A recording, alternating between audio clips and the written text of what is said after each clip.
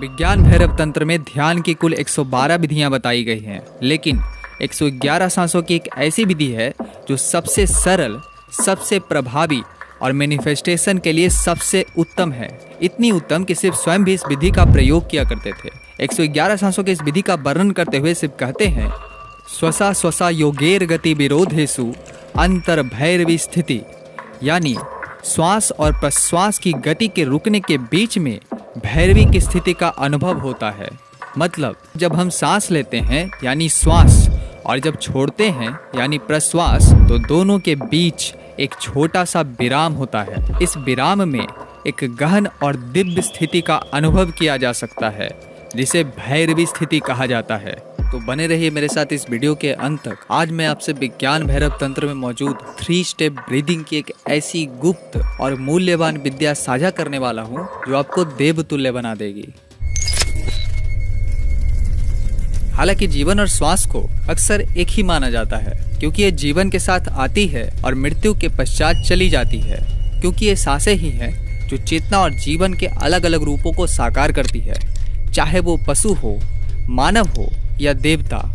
जब सांसों में बदलाव आता है तो उसके अनुसार व्यक्ति का जीवन और चेतना भी बदल जाता है। जहाँ एक निम्न स्तर की सांस मानव को पशु बनाने में सक्षम है, वहीं एक उच्च स्तर की सांस पुरुष में दिव्यता भी जगा सकती है। जहाँ सांसें जितनी भारी और निम्न स्तर की होती है, वहाँ जीवन उतना ही बुरा और निम्न स्तर का होता है।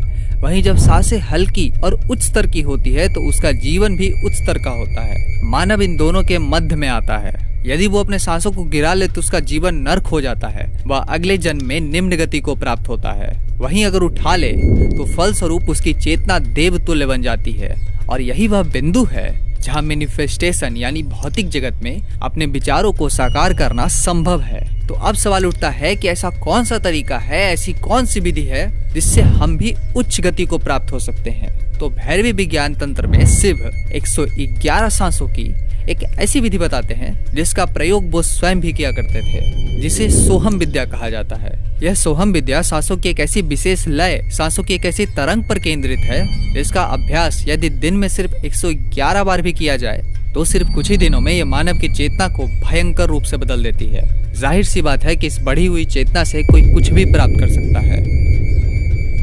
सोहम विद्या का प्राचीन इतिहास आज से लगभग 3.5 से 4 हजार साल पुराना है, जिसका प्रमाण हिंदू पौराणिक ग्रंथों जैसे वेदों और उपनिषदों में उल्लेखित है। जैसे अद्वैत वेदांत कहता है, अहम ब्रह्मास्मि, यानी व्यक्ति की आत्मा और सर्वव्यापी चेतना एक ही है। इसे जानने की सबसे सरल प्रक्रिया का नाम सोहम विद्या है।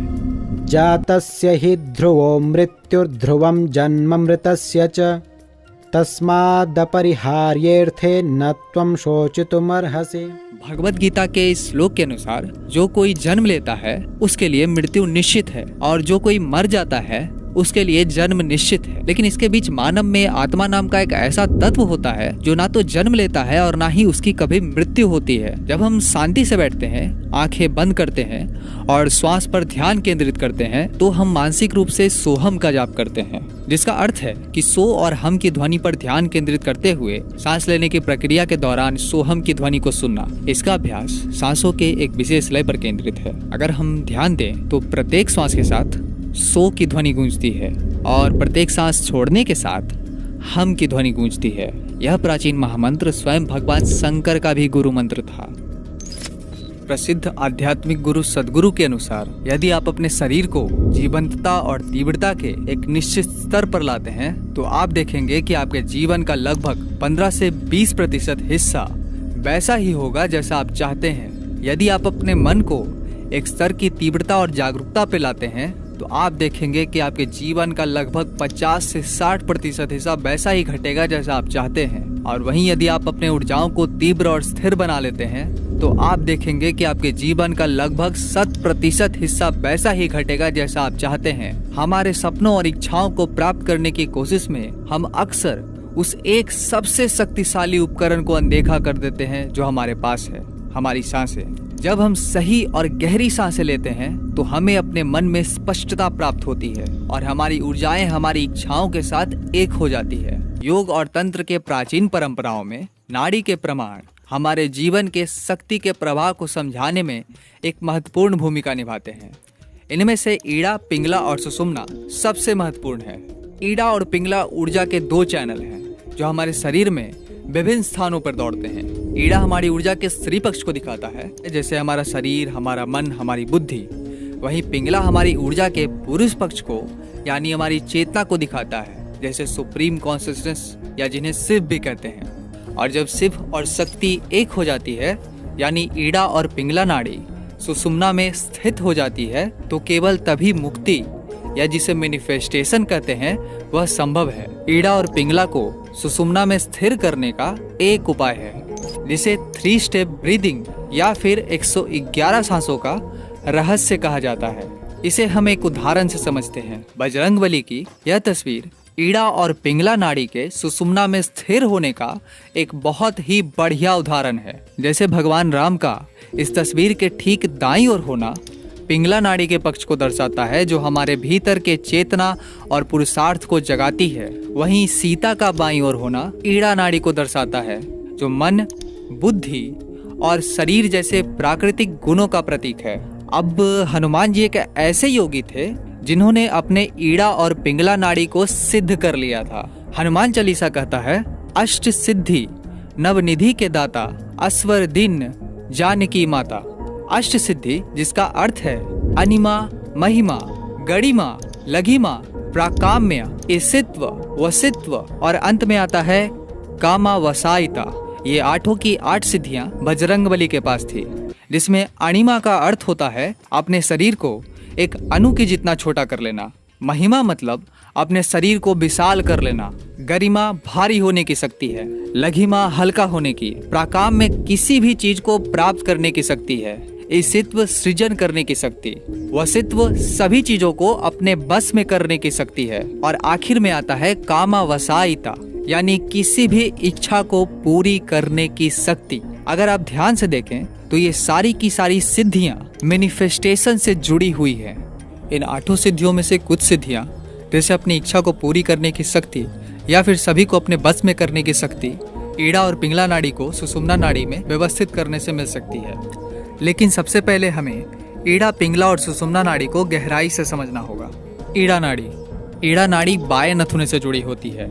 इसे चंद्र नाड़ी भी कहा जाता है। यह नाड़ी ठंडक और शीतलता से संबंधित होती है और मानसिक शांति प्रदान करने में इसकी महत्वपूर्ण भूमिका है। पिंगला नाड़ी। पिंगला नाड़ी दाएं नथुने से जुड़ी होती है और इसे सूर्य नाड़ी भी कहा जाता है।